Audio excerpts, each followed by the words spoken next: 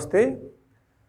Okay, income and expenditure account. मैले आज चाहिँ इन्कम र एक्सपेन्डिचर अकाउन्टको बारेमा डिस्कसन गर्छु। You know there are two types of organisations और business in reality. One is profit oriented, that is manufacturing industry, and another is service oriented, that is how to provide better services to different stakeholders, users or client. त्यसैले यो चाहिँ हाम्रो accounting for non profit अर्गनाइजेसनसँग related topic हो र यो भन्दा अघिल्लो भिडियोमा चाहिँ मैले exactly accounting for non profit organisation के हो अथवा अर्गनाइजेसन के हो, त्यसले अकाउन्टिङ ट्रिटमेन्ट अकाउन्टिङ सिस्टम किन मेन्टेन गर्नुपर्छ, अनि त्यसपछि विभिन्न स्टेप्सहरू receipt and payment account, income and expenditure account and balance सिटको बारेमा पनि डिस्कसन गरिरहेको छु थ्योरिटिकली। त्यसपछि रिसिप्ट एन्ड पेमेन्ट अकाउन्ट पनि मैले डिस्कसन गरिसकेको छु र मेरो योभन्दा अघिल्लो युट्युब भिडियोहरू हेर्नु होला, किनकि this is very important for grade 11 management students. त्यसैले आज चाहिँ रिसिप्ट एन्ड पेमेन्ट अकाउन्टको बेसमा हामीले एउटा के चाहिँ बुझ्नुपर्छ भने receipt and payment account is the very important for income and expenditure account. Income expenditure account बनाउनुको लागि रिसिप्ट एन्ड पेमेन्ट अकाउन्ट बुझ्न आवश्यक छ र ब्यालेन्स सिट, लास्ट इयरको ब्यालेन्स सिटको बेसमा पनि हामी इन्कम स्टेटमेन्ट र अर्को सँगसँगै हामीले विभिन्न एडजस्टमेन्टहरू पनि बुझ्नुपर्ने हुन्छ र यो it is final account of service oriented organisation, non profit अर्गनाइजेसनको फाइनल अकाउन्ट हो र यसले चाहिँ एक्ज्याक्टली विभिन्न रेभेन्यू नेचरका एक्टिभिटिजहरू रेकर्ड गर्छ। सो अब it is just as a profit and loss account. हामीले म्यानुफ्याक्चरिङ इन्डस्ट्रीको अथवा प्रफिट ओरिएन्टेड अर्गनाइजेसनको प्रफिट एन्ड लस अकाउन्ट जसरी बनाउँछौँ जस्तो नेचरको हुन्छ, ठ्याक्कै यो चाहिँ इन्कम एन्ड एक्सपेन्डिचर अकाउन्ट पनि प्रफिट लस जस्तै हो, because it records all the expenditure, all the incomes which are related to revenue nature activities और transactions. So it is prepare to find out surplus और deficit of non profit organisation, very important thing. अब यो surplus भनेको हाम्रो profit हो भने this is a profit, surplus भनेको profit हो र डेफिसिट भनेको लस हो। सरप्लस प्रफिट हो भने डेफिसिट भनेको के हो, लस हो। र यसले पनि टोटल हाम्रो वर्षभरिको इन्कमका रिसिभहरू कहाँबाट रिसिभ भयो, इन्कम कहाँबाट आयो र त्यो आएको इन्कम चाहिँ कहाँ हाम्रो एक्सपेन्स भयो र हामीसँग ब्यालेन्स अमाउन्ट कति छ भन्ने कुरो फाइन्ड आउट गर्ने एउटा अकाउन्टिङ सिस्टम हो। त्यसैले if incomes are more, incomes धेरै भयो भने त्यसलाई सरप्लस भन्छौँ र इफ एक्सपेन्सेस आर मोर भयो भने त्यसलाई हामी के भन्छौँ, लस अथवा डेफिसिट भन्छौँ। तर लस नलेखिकन, प्रफिट नलेखिकन के लेख्छौँ हामी, सरप्लस र डेफिसिट लेख्छौँ, because it is service oriented organisation. So it records only revenue nature, yeah this is very important, revenue nature incomes and expenditure. ध्यान दियो है, प्रत्येक स्टुडेन्ट बुझ्नुपर्ने कुरो।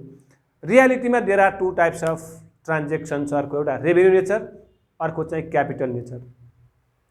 र इन्कम एक्सपेन्डिचर अकाउन्टले अथवा प्रफिट एन्ड लस अकाउन्टले ओन्ली रेभेन्यू नेचर भनेको रिकरिङ नेचर, जुन रिपिटेड नेचरको प्रत्येक दिन, प्रत्येक महिना, प्रत्येक वर्ष जुन रिपिटेड हुन्छ, घरिघरि त्यस्ता ट्रान्जेक्सनहरू अकर भइरहेको हुन्छन्, त्यो ट्रान्जेक्सन रेकर्ड गर्ने चाहिँ अकाउन्टलाई हामी के भन्छौँ, प्रफिट एन्ड लस पनि भन्छौँ र इन्कम एन्ड एक्सपेन्डिचर अकाउन्ट पनि भन्छौँ है। जस्तो स्यालेरी, वेजेस, रेन्ट, कमिसन, विभिन्न जुन प्रत्येक महिना पेमेन्ट गर्नुपर्ने एक्सपेन्डिचरहरू हुन्, त्यस्ता एक्सपेन्सेस मात्र इन्कम एक्सपेन्डिचरमा रेकर्ड हुन्छ। त्यस्तै रेभेन्यू इन्कम चाहिँ पनि एक वर्षभित्र हाम्रो रिकरिङ नेचरका, जस्तो सब्सक्रिप्सन भयो, विभिन्न डोनेसन भए, विभिन्न ग्रान्टहरू भए, विभिन्न एडमिसन फीहरू भए, जुन रेगुलर रूपमा इन्कम भइरहन्छ, त्यस्ता इन्कम मात्रै हाम्रो इन्कम एन्ड एक्सपेन्डिचर अकाउन्टमा रेकर्ड गरिन्छन्। So it records current year income and expenditure. Yes, हामीले योभन्दा अघिल्लो चाहिँ रिसिप्ट एन्ड पेमेन्ट अकाउन्टमा के भनेको थियौँ भने receipt and payment account records last year, current year and next year all the incomes and all the payments, जति receive भए र जति पेमेन्ट भए पनि हामी रिसिप्ट एन्ड पेमेन्ट अकाउन्टमा रेकर्ड गर्थ्यौँ भने, तर इन्कम र एक्सपेन्डिचरमा भने एक वर्षको मात्रै करेन्ट इयरका विभिन्न इन्कम र करेन्ट इयरका विभिन्न एक्सपेन्डिचर मात्रै रेकर्ड गर्ने अकाउन्टलाई हामी के भन्छौँ, इन्कम एन्ड एक्सपेन्डिचर अकाउन्ट भन्छौँ। And it records both cash and credit transactions which are relating to income and expenditure. Okay, यसले भनेको मतलब इन्कम र एक्सपेन्डिचरले दुईटै क्यास, नन क्यास र क्रेडिट भनेको नन क्यास पनि क्रेडिट पनि क्यास पनि तीनटै टाइपको ट्रान्जेक्सनहरू रेकर्ड गर्छ। हामीले उतापट्टि के भनेका थियौँ भने receipt and payment account only records cash receipt and cash payment. Receipt and पेमेन्टले credit transaction, credit activities, non cash ट्रान्जेक्सनहरू रेकर्ड गरेको थिएन। तर इन्कम र एक्सपेन्डिचर अकाउन्टले चाहिँ विभिन्न क्यास भए पनि क्रेडिट भए पनि 1 वर्षभित्रका जुन रिकरिङ नेचरका ट्रान्जेक्सन हुन्, एक्टिभिटिजहरू हुन्, त्यस्ता रिकरिङ नेचरका ट्रान्जेक्सन अथवा एक्टिभिटिजलाई यसले रेकर्ड गर्छ। त्यसकारण it is a nominal account. किन there are 3 accounts in reality, personal, real and nominal. र receipt and payment account real account हो किनकि उसले चाहिँ आएको गएको क्यास मात्रै रेकर्ड गर्थ्यो। र यो चाहिँ नोमिनल अकाउन्ट हो किनकि यसले only all the expenses and इन्कम्सहरू रेकर्ड गर्छ, जुन रिकरिङ नेचरका 1 वर्षभित्रका विभिन्न एक्सपेन्सेस र इन्कमहरू रेकर्ड गर्ने अकाउन्टलाई हामी के भन्छौँ? इन्कम एन्ड एक्सपेन्डिचर अकाउन्ट भन्छौँ। So this is theoretical part. यो थ्योरिटिकल कन्सेप्ट भयो। अब हामी सामान्य के बुझ्नुपर्छ भने income and expenditure account is prepared by non profit organisation which is prepared to find out surplus or deficit of the business, right? It only records recurring natures or repeated nature income and expenditure of current year but not last year and next year. Last year को अथवा आउने वर्षको यसले record गर्दैन, यसले current इयरको मात्रै record गर्छ। किनभने यसले सरप्लस र डेफिसिट कति छ भन्ने कुरो क्याल्कुलेसन गर्छ। र हामीले बिर्सनु नहुने कुरो चाहिँ it is income and expenditure account is nominal account. अब यो थ्योरिटिकल एस्पेक्टको बेसमा हामीले अब न्यूमेरिकल कसरी बनाउने, दिस इज द फर्मेट। कुन कस्ता ट्रान्जेक्सन दिएको हुन्छ र त्यो ट्रान्जेक्सनको बेसिसमा हामीले this is just as a income and के अरे प्रफिट एन्ड लस एकाउन्ट, माथि हामीले डट कम्पनीको नाम केही कम्पनी दिएको छ भने we have to write the name income and expenditure account for the year in date भनेको at the end of date हामीले बनाउँछौँ। So there are 2 different sides, debit and credit. डेबिटमा विभिन्न expenditures are record in debit side and incomes are record in credit side. र अब हाम्रा कस्ता नेचरका income, मैले अघि नै भनिसकेँ, जुन प्रफिट लसमा रेकर्ड हुने विभिन्न ट्रान्जेक्सन एक्टिभिटिज छन् यसमा पनि रेकर्ड हुन्छ। तर एक्सपेन्डिचर सिमिलर नेचरका हुन्छन्, इन्कम चाहिँ अलिकति फरक हुन्छ, फरक नेचरको इन्कम हुन्छ। जस्तो फर इक्जाम्पल, अब इक्जाम्पल यस्तै क्वेसनहरू ट्रान्जेक्सनमा दिएको हुन्छ। अर्को कुरा हामीले के बुझ्नुपर्छ भने this incomes and expenditure account is depends on receipt and payment account. Payment account, balance sheet, last इयरको ब्यालेन्स सिट सँगसँगै अर एडजस्टमेन्ट है, हामीले बुझ्नु पर्ने 3टा एडजस्टमेन्ट पनि हामीले रेकर्ड गर्नुपर्ने हुन्छ।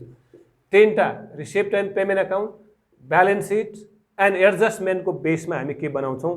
इन्कम एन्ड एक्सपेन्डिचर अकाउन्ट बनाइन्छ। जस्तो there are so many adjustment, outstanding, prepaid, accrued income, depreciation, bad debts, appreciation, यस्ता विभिन्न चाहिँ ट्रान्जेक्सन एडजस्टमेन्टमा दिएको हुन्छ भने त्यसलाई पनि हामीले के गर्नुपर्ने हुन्छ? कन्सिडर गर्नुपर्ने हुन्छ। किनकि रिसिभेबल इन्कम, आउटस्ट्यान्डिङ एक्सपेन्डिचर जे जति छन् सबै हामीले चाहिँ इन्कम एन्ड एक्सपेन्डिचर अकाउन्टमा रेकर्ड गर्नुपर्ने हुन्छ। So salary and wages it is very repeated, प्रत्येक महिना दिनुपर्ने। अनि जस्तो योसँग रिलेटेड एडजस्टमेन्टमा र लास्ट इयरको चाहिँ ब्यालेन्स सिटमा छ भने कन्सिडर गर्नुपर्ने हुन्छ।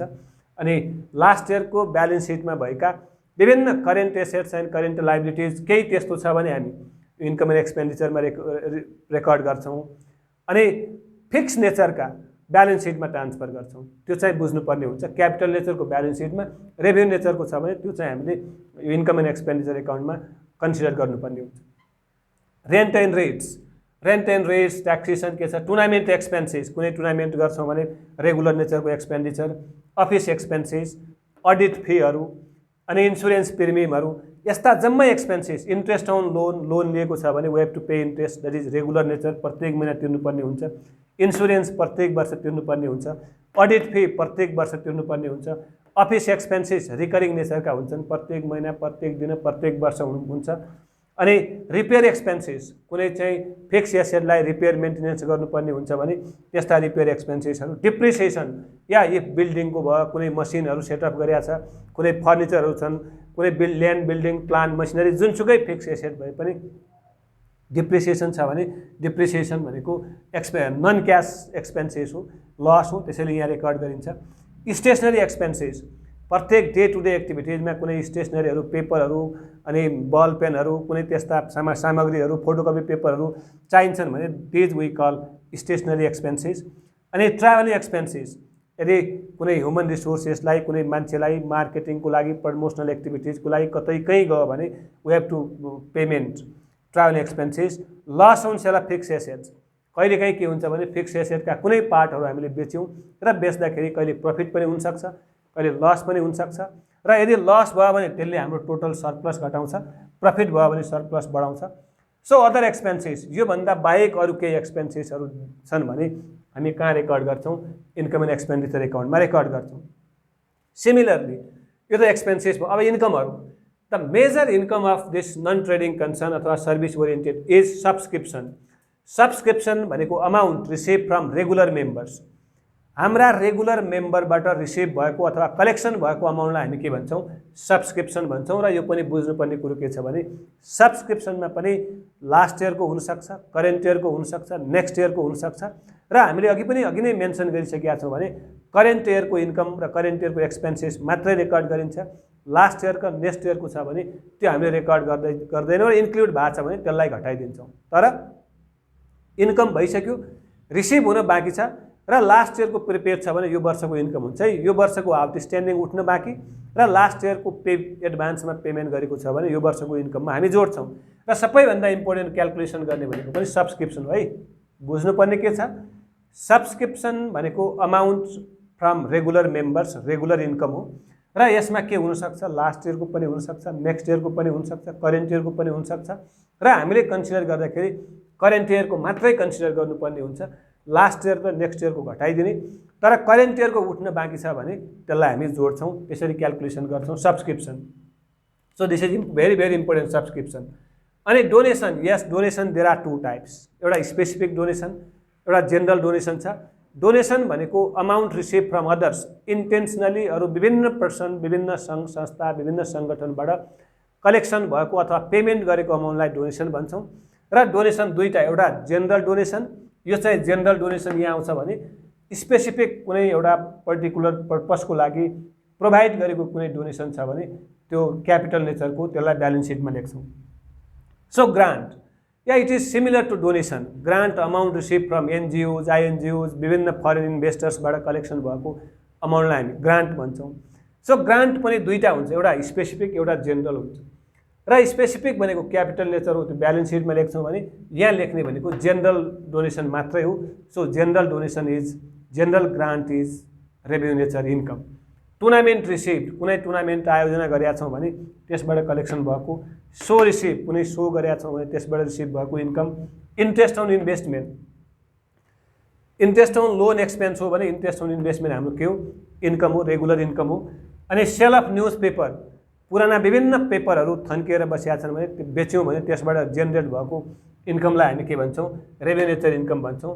Profit on sale of assets, loss चाहिँ एक्सपेन्डिचरमा रेकर्ड गर्छौँ, त्यसले सरप्लस घटाउँछ भने कुनै पार्ट अफ मसिन सेल गऱ्यौँ, पार्ट अफ एसेट सेल गऱ्यौँ भने त्यो हाम्रो प्रफिट नै हो, त्यसले सरप्लस बढाउँछ। सो बाई अदर रिसिभ्डहरू, योभन्दा बाहेक जम्मै रिसिभ्डहरू जुन रिसिप्ट एन्ड पेमेन्ट अकाउन्टमा रेकर्ड भएको हुन्छन्, रेभेन्यू नेचरका सबै इन्कमहरू कहाँ लेख्छौँ हामी? यो चाहिँ इन्कम एन्ड एक्सपेन्डिचरमा लेख्छौँ। यति गरिसकेपछि हामी जोड्छौँ। अब हामी जोड्दाखेरि दुईवटा साइड जहाँ बढी छ त्यहाँ जोड्छौँ। कहिले डेबिट बढी हुनसक्छ, कहिले क्रेडिट बढी हुनसक्छ। Which one is more? अब है टोटल जोड्दाखेरि क्रेडिट बढी भयो, क्रेडिट मोर भयो भने क्रेडिटमा जोड्छौँ। त्यसपछि डबल इन्ट्री सिस्टम अनुसार डेबिट र क्रेडिट बराबर गर्छौँ र जति बढी भयो, क्रेडिट बढी भयो भने surplus, this is surplus, this is we call balancing figure. यो भनेको क्रेडिट इज मोर, कुन बढी भयो? Credit more. क्रेडिट मोर भयो भने that is we call surplus. र यो इन्कम र एक्सपेन्डिचर एकाउन्टको मेन अब्जेक्टिभ भनेको या त सरप्लस या डेफिसिट के हो भन्ने कुरो क्याल्कुलेसन गर्छौँ। र एउटै क्वेसनमा दुईवटा कुरो हुँदैन, या त सरप्लसै हुन्छ या डेफिसिट नै हुन्छ। भनेको मतलब या त इन्कम बढी हुन्छ या एक्सपेन्सेस। सपोज एक्सपेन्सेस बढी भयो भने डेफिसिट, यो भनेको लस हो, ब्यालेन्सिङ फिगर, र लस पनि हुनसक्छ अथवा हाम्रो विभिन्न एक्सपेन्सेस बढी हुनसक्छ, इन्कम बढी हुनसक्छन्। टोटली इन्कम र एक्सपेन्सेस रेकर्ड गरेर हाम्रो बिजनेसको, हाम्रो त्यो नन प्रफिट अर्गनाइजेसनको अफिसको सरप्लस छ कि डेफिसिट छ भन्ने कुरो हामी के गर्न सक्छौँ, सजिलै फाइन्ड आउट गर्न सक्छौँ। सो अब हामीले के बुझ्यौँ यति डिस्कसन गरिसकेपछि हाम्रो चाहिँ यो इन्कम र एक्सपेन्डिचर अकाउन्ट के हो र इन्कम र एक्सपेन्डिचर अकाउन्ट कसरी बनाइन्छ र किन बनाइन्छ र यसको फर्मेट के हुन्छ भन्ने कुरा हामीले डिस्कसन गऱ्यौँ। सम्पूर्ण विद्यार्थी मित्रहरूलाई म के भन्न चाहन्छु भने यदि यो भिडियो चाहिँ यो थ्योरिटिकल एस्पेक्ट र योसँग related receipt and payment, non trading कन्सर्नका विभिन्न कुराहरू हामीले यदि यो थ्योरिटिकल एस्पेक्ट बुझ्यौँ, थ्योरिटिकल एस्पेक्टको बेसिसमा विभिन्न ट्रान्जेक्सन, विभिन्न एक्टिभिटिजहरू हामीले बुझ्यौँ र त्यसपछि यो प्रफिट लस जस्तै हो र प्रफिट लसमा विभिन्न एक्सपेन्डिचर र विभिन्न इन्कमहरू हुन्छन् भनेको रेभेन्यू नेचरको प्रत्येक वर्ष, प्रत्येक महिना, प्रत्येक दिन रिकरिङ नेचरका ट्रान्जेक्सन एक्टिभिटिज यसले रेकर्ड गर्छ र कुनै पनि नन ट्रेडिङ प्रफिटको एक्ज्याक्टली सरप्लस भयो कि लस भयो भन्ने कुरो क्याल्कुलेसन गर्न सकिन्छ। र मेरो YouTube channel the smart learning centre का प्रत्येक भिडियोहरू बेसिकली मैले चाहिँ 11, 12 बीबीएसका, बीबीएका सँगसँगै थ्योरिटिकल यो प्रिन्सिपल अफ म्यानेजमेन्ट अथवा ह्युमन रिसोर्स म्यानेजमेन्ट, एक्चुअल साइन्ससँग रिलेटेड विभिन्न चाहिँ टपिकमा डिस्कसन गर्दै आइरहेको छु। भाइ बहिनीहरूलाई एकदमै स्वागतसहित यदि सब्सक्राइब, लाइक गर्नुभएको छ भने सब्सक्राइब, लाइक गरिदिनु होला, हेरिदिनु होला। Thank you very much. Thank you.